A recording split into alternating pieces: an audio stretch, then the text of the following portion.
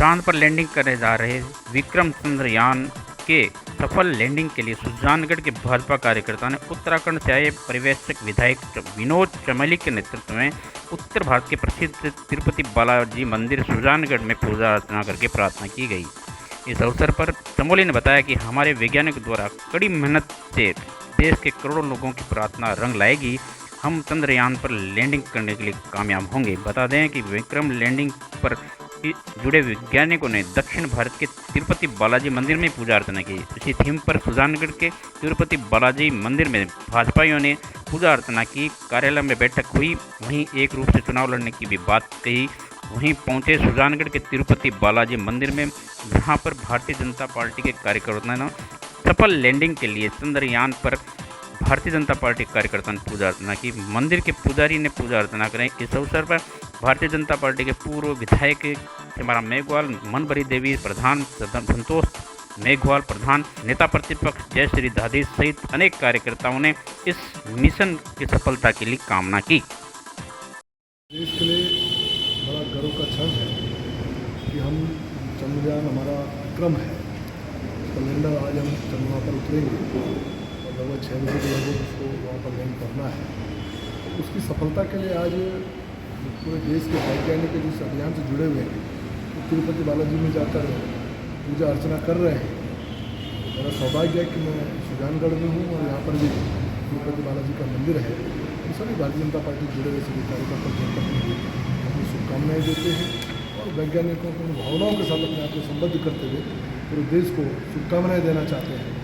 विक्रम का लैंडर किस प्रकार से हो जाए और हमारा अभियान सफल। आज हम सब भारतीय जनता पार्टी के कार्यकर्ता श्रीमान विनोद जी चमोली जो विधायक हमारे बीच आए हुए हैं, उनके नेतृत्व में वेंकटेश्वर भगवान से ये प्रार्थना करने आए हैं कि जिस समर्पण और जिस विश्वास के साथ हमारे भारत के वैज्ञानिकों ने चंद्रयान को चांद पर भेजा है, वो मनोकामना पूरी हो और ये कार्य सिद्ध हो ताकि हमारे भारत का गौरव विश्व में और बढ़े। इसरो के चंद्रयान 3 विक्रम के सफल लैंडिंग के बाद भारतीय जनता पार्टी के कार्यकर्ताओं में उत्साह देखने को मिला। पदाधिकारी पहुंचे भारतीय जनता पार्टी मंडल अध्यक्ष भागीरथ करवा के नेतृत्व में, जहां पे गांधी चौक में नारेबाजी की गई, वंदे मातरम भारत माता की तर्ज पर, और आतिशबाजी करके जश्न मनाया गया। भारतीय जनता पार्टी के कार्यकर्ताओं ने इस अवसर पर करवा ने बताया कि देश के वैज्ञानिकों ने इतिहास रच दिया है।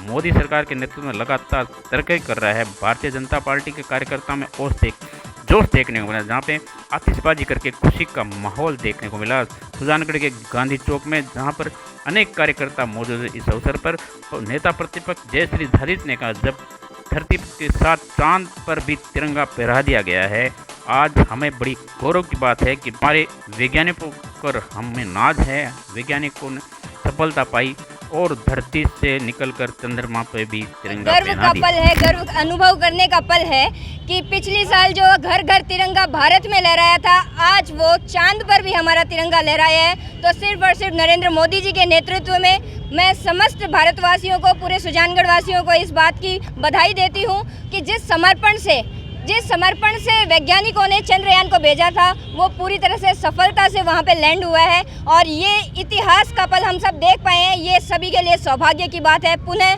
हार्दिक आभार, धन्यवाद सभी वैज्ञानिकों का। सभी देशवासियों को इस चंद्रयान लैंडिंग की बहुत बहुत बधाई, वैज्ञानिकों को भी बहुत बहुत बधाई। और भारत आज अपने आप में एक इतिहास रच दिया है, जिसके लिए नरेंद्र जी मोदी का भी बहुत बहुत आभार, धन्यवाद। बुधवार को बड़ा हादसा होते हुए टल गया। सुजानगढ़ के छापर ट्रैक पर 4 किलोमीटर पहले रामपुर जिंद्रा सर रेलवे के अंडरब्रिज के पास एक पिकअप गाड़ी चढ़ गई ट्रैक पे, जहां पर सभी ट्रेन पहुंचने वाली थी, लेकिन ट्रैकमैन फर्स्ट भोलाल की तत्परता से बड़ा हादसा टल गया और गाड़ी रोक दी गई। इस पर रेलवे ने कार्रवाई करते हुए युवक को गिरफ्तार कर लिया और उसकी पिकअप को भी जब्त कर लिया।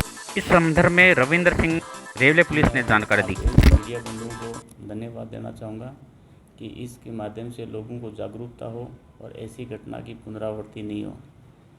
आज सुबह लगभग 7:40 बजे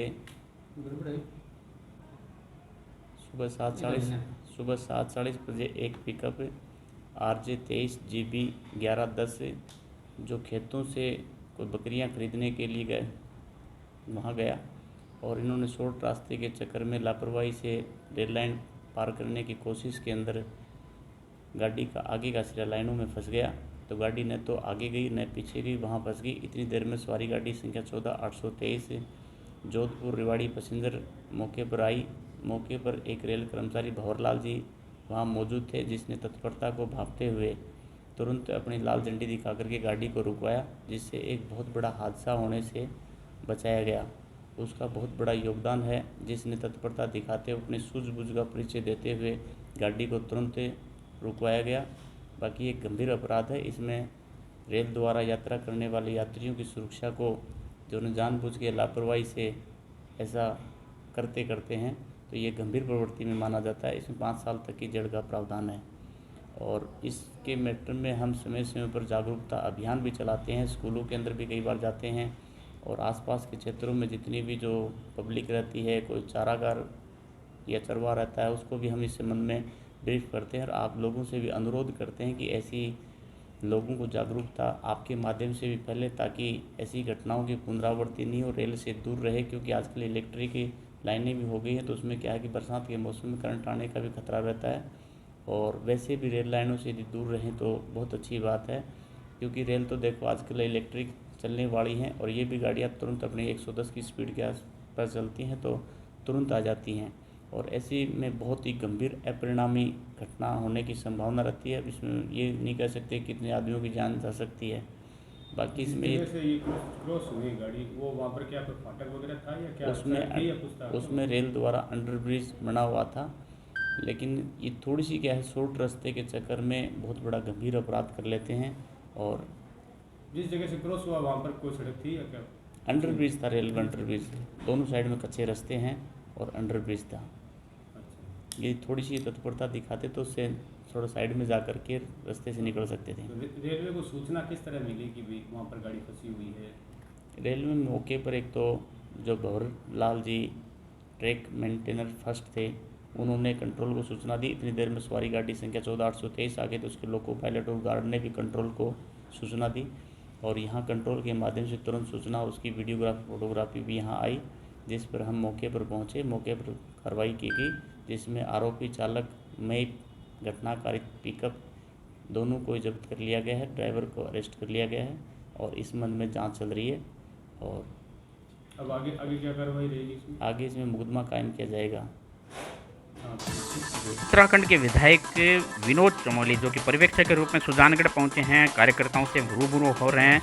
आने वाले विधानसभा चुनाव में सुजानगढ़ में अनेक दावेदार हैं, जिनमें प्रमुख रूप से पूर्व विधायक खेमाराम मेघवाल, इंजीनियर बील भाटी, इंजीनियर जिला प्रमुख प्रतिनिधि रवि आर्य, प्रधान संतोष मेघवाल, विजय चौहान, गणेश मंडारिया और मनवरी दे।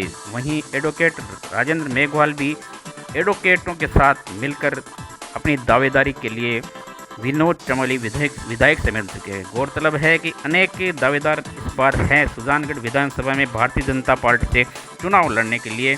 वहीं आपको बता दें, सुजानगढ़ के प्रमुख रूप में चर्चा के विषय में रहे, जो कि सुजानगढ़ पंचायत समिति के धात्री गांव के सरपंच प्रतिनिधि के रूप में शिवचरण आए, जिन्होंने भी अपनी दावेदारी की है भारतीय जनता पार्टी से। मैं शिवचरण नायक, सरपंच प्रतिनिधि दात्री ग्राम पंचायत की, और मैं काफ़ी सालों से बीजेपी का कार्यकर्ता हूँ। मैं ब्लॉक भी लड़ा हूँ 15 साल पहले, और अब मैं सरपंच प्रतिनिधि हूँ। और मैं आज टिकट की दावेदारी पर मांग रहा हूँ कि मैंने बहुत सेवा की है बीजेपी की, भारतीय जनता पार्टी की, और मेरे सरपंच संघ आज बिदासर और सुजानगढ़ के साथ है, और पूरे ग्रामवासियों के जनता साथ है हमारे। इसीलिए मैं सुजानगढ़ से विधानसभा की टिकट मांग रहा हूँ। क्या बड़ी गौर से सुनी, और उन्होंने उनको आश्वासन दिया है कि जहाँ भी ज़रूरत होगी, मेरी आवश्यकता होगी, मैं अपनी बात रखूँगा। इतना है, इसके लिए उनका हृदय से अधिवक्ताओं की ओर से धन्यवाद है। आप टिकट मांग रहे हैं, वैसे आपका राजनीतिक वर्चस्व नहीं है, क्या कहना चाहेंगे? टिकट मैं नहीं मांग रहा हूँ, टिकट अभिभाषक संघ सुजानगढ़ मांग रहा है साहब। और मिलती है तो चुनाव लड़ेंगे और भाजपा को जिताएंगे, जनता की सेवा करेंगे और सबको साथ लेकर चलेंगे। ऐसे में आप टिकट मांग रहे हैं, इससे पहले आपने कभी मांगी नहीं है और फील्ड में नहीं रहे, क्या कहना चाहेंगे? मैं फील्ड में रहता हूँ, काम करता हूँ, मैं छोटा कार्य करता हूँ, इतना बड़ा कार्य करता हूँ नहीं, फील्ड में रहता हूँ, काम भी करता हूँ। आज चमोली साहब आए हैं भारतीय जनता पार्टी के पर्यवेक्षक के रूप में, तो मैं ये सच बेधड़क बताना चाहता हूँ कि यहाँ जो इनके पास कैंडिडेटों की टिकटों की लाइन लगी हुई है ना, ये केवल इसी वजह से लगी हुई है कि सुजानगढ़ जिले की मांग को लेकर सबसे बड़ा आंदोलन चला है सुजानगढ़ में, इसीलिए इनके पास लाइन लगी है। वरना कांग्रेस आज वर्तमान में 0 है, क्योंकि कांग्रेस के पास केवल मात्र एक कैंडिडेट है, अन्य कोई टिकट की मांग नहीं कर रहा है मनोज विधायक के अलावा। तो निश्चित रूप से ये मान के चलिए सुजानगढ़ जिले की वजह से ही ये जो बीजेपी के अंदर 12 कैंडिडेटों की टिकट मांगने की लाइन लगी, यानी ये सब जिताऊ हैं। निश्चित रूप से ये मान के चलिए अगर सुजानगढ़ जिला नहीं तो कांग्रेस यहाँ से 3 विधानसभा क्षेत्र में 0 होगी। धन्यवाद। क्या कहना चाहेंगे? सुजानगढ़ विधायक भी एडवोकेट है।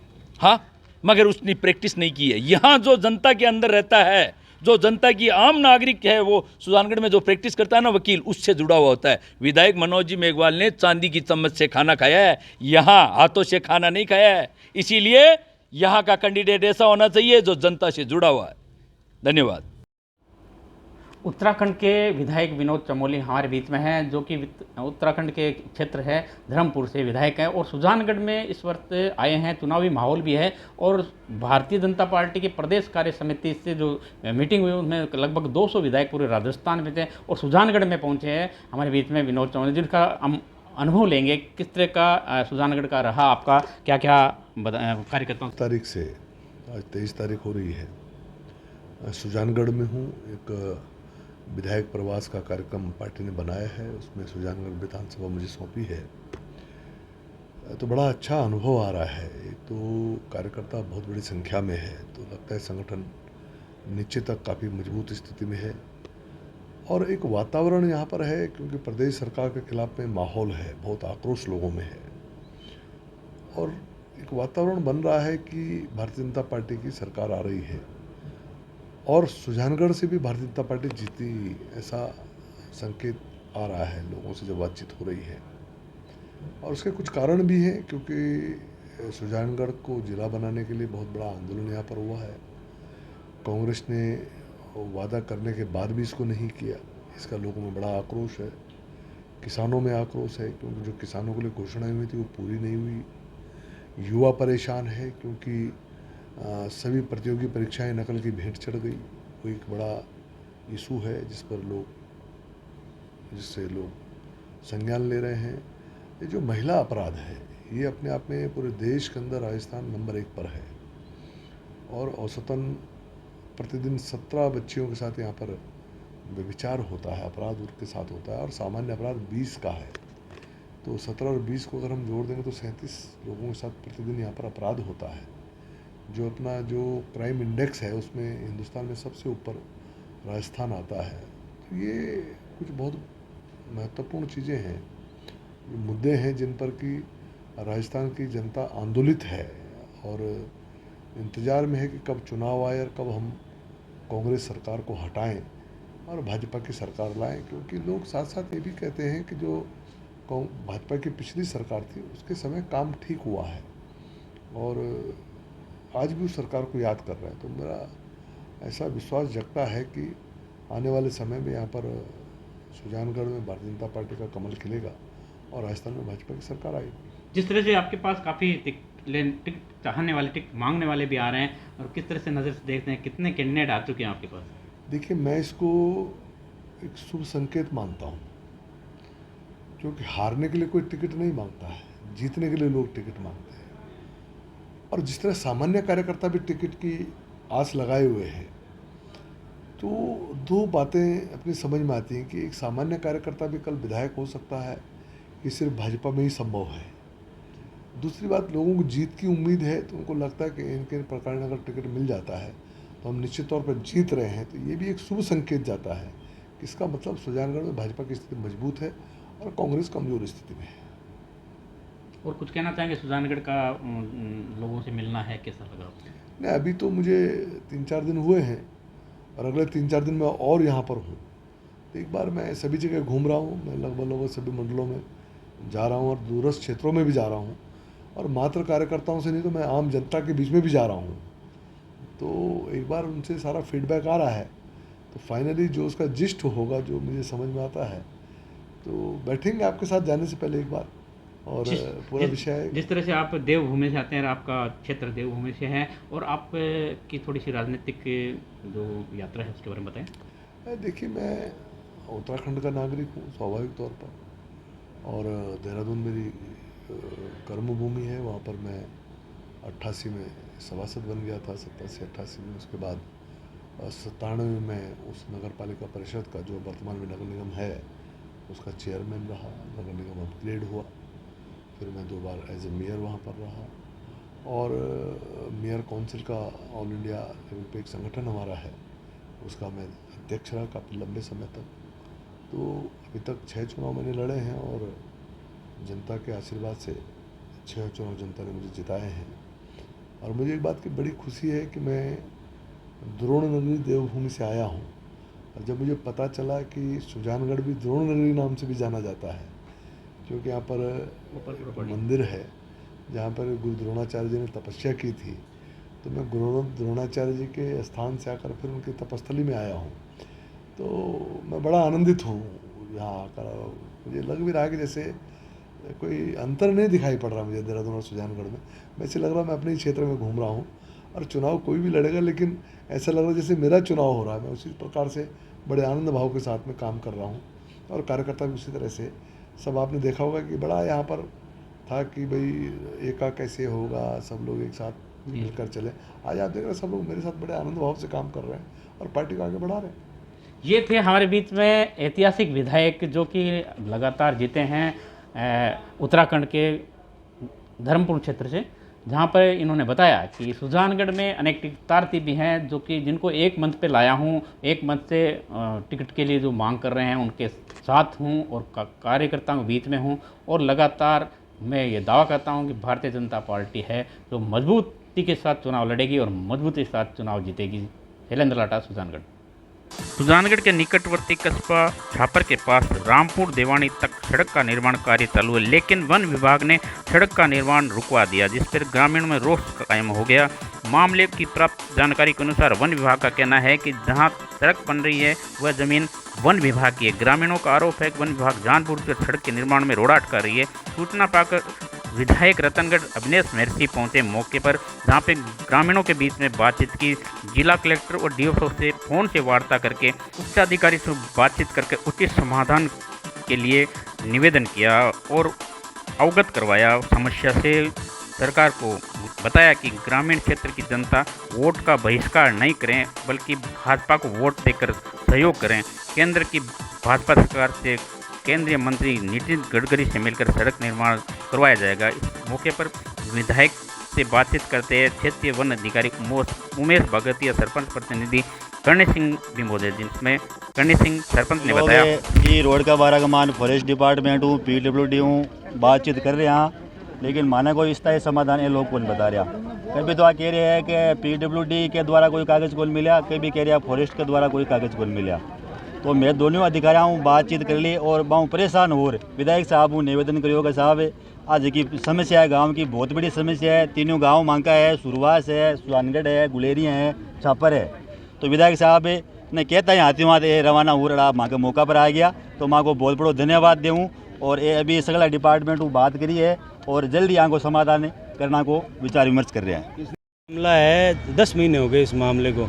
हमारे आदरणीय MLA साहब मनोज जी और आदरणीय MLA साहब अविनेश जी के प्रयासों से ये रोड डबल चौड़ीकरण करने का, सुदृढ़ीकरण करने का 4 करोड़ से ऊपर का बजट पास कराया विधानसभा में। हमारे माननीय CM साहब ने ये बजट पास किया। उसके बाद 10 महीने हो गए, हर पैर पे ये वन विभाग हमारे इस रोड को रोकने का कार्य कर रही है। हमने कम से कम 3 बार पहले भी आगाह किया, प्रशासन को आगाह किया, वन विभाग को आगाह किया, PWD को, PWD कह रही है कि हम बनाने के लिए तैयार हैं, पर ये वन विभाग हमको बनाने नहीं दे रही। हमने पूरा निचोड़ निकाला है, ये पूरा का पूरा मामला वन विभाग स्तर पे पेंडिंग चल रहा है और वन विभाग आज भी हमको यहाँ पे नहीं बनाने दे रही रोड। ये आप सामने देख रहे हैं, ये रोड है, ये नहीं, ये टुकड़ा छोड़ के आगे चालू कर दिया काम। तो हमने इसके लिए हम मजबूर हो गए, हमने यहाँ पे आंदोलन करना पड़ा है और हम आप ये प्रशासन को और हमारे नेताओं को चेतावनी देना चाहते हैं, हम बड़ा आंदोलन करेंगे अगर ये हमारी मांग जल्द से जल्द पूरी नहीं हुई। धन्यवाद। छापर की और रामपुर देवानी के लोगों की बड़ी मांग है और फॉरेस्ट ने आपत्ति लगा रखी है, तो इसका क्या उपाय है? छापर रामपुर देवानी के लोगों ने सड़क जाम करके प्रदर्शन किया है इस बात के खिलाफ कि उनकी सड़क के ऊपर रोक लगा दी है वन विभाग ने। मेरी PWD के अधिकारियों से बात हुई, PWD के अधिकारी कहते हैं कि वन विभाग हमें परमिट नहीं कर रहा है। वन विभाग की DFO सविता दहिया जी से बात हुई, वो कह रही है कि मेरे पास में जवाब इनके आधे अधूरे आते हैं। फिर XCN से बात की, उन्होंने ये कहा है कि हमने जवाब भिजवा दिया। अब मैडम का वापस फ़ोन आया है कि हमारे पास में जवाब शनिवार को आया है। मैं कलेक्टर साहब से बात कर रहा हूँ और सविता दहिया DFO से भी बात कर रहा हूँ, उनके उच्चाधिकारियों से बात करके इस सड़क के ऊपर जल्दी से जल्दी समाधान हो, इस बात का प्रयास कर रहा हूँ। मुझे जैसे ही सूचना मिली, सरपंच साहब ने मुझे सूचना दी कि रामपुर देवानी के लोग बाग यहाँ सड़क के ऊपर इकट्ठा हैं, मैं तुरंत प्रभाव से सारे काम छोड़ करके यहाँ मौके पर पहुँचा हूँ। उच्चाधिकारियों से बात की है और अभी चूरू जा करके उच्चाधिकारियों से बात करके इन सब अधिकारियों को साथ में बैठा करके PWD DFO और प्रशासनिक अधिकारियों को बैठा करके आज ही इसके अंदर वार्ता करूँगा। वार्ता का यदि नतीजा नहीं निकलता है तो कलेक्टर के यहाँ भी धरना देंगे और कलेक्टर के यहाँ धरने से हमारी सुनवाई नहीं होगी तो मुख्यमंत्री के यहाँ भी धरना देंगे। मैं इस समस्या में जनता के साथ में हूँ, जनता जनार्दन है और जनता के साथ में रह करके इनकी समस्या समाधान के लिए जितनी मेरी ताकत लगेगी उतनी मैं प्रयास करूँगा। ऐसे में जनता जनार्दन है। विधानसभा चुनाव के अंदर जो विधानसभा में आपने प्रत्याशी चुन करके भेजा है, मैंने विधानसभा के अंदर इस बात को 3 बार उठाया है और मैं ये लोगों से वादा करता हूं कि मैं इस समस्या समाधान के लिए जनता जनार्दन के साथ में रह करके इनकी समस्या के समाधान के लिए पूरा प्रयास करूंगा। अब राजस्थान की सरकार है, राजस्थान की नकारा सरकार सुनवाई नहीं कर रही है, तो ये राजस्थान की नकारा सरकार को वोट की चोट से सीधा कर दो और आने वाले समय के अंदर वोट दो भारतीय जनता पार्टी को और सरकार भारतीय जनता पार्टी की बनाओ। मैं ये कहता हूँ कि भारतीय जनता पार्टी की सरकार यहाँ पर भी होगी, केंद्र में भी होगी, डबल इंजन की सरकार होगी। तो जो ये केंद्र और यहाँ के बीच में भी जो कहते हैं ना कि वहाँ केंद्र ने मना कर दिया, मैंने गडकरी जी से मिला, जो वो रोड बंद हो गई उस रोड के बारे में मैंने बात की। अब राजस्थान की सरकार यदि यहाँ से परमिशन दे देती है कि इसके ऊपर एलिवेटेड रोड बना सकते हो तो गडकरी जी एलिवेटेड रोड बनाने के लिए तैयार है। लेकिन यहाँ राजस्थान की सरकार तो ये चाहती है कि जनता ऐसे ही रोती रहे।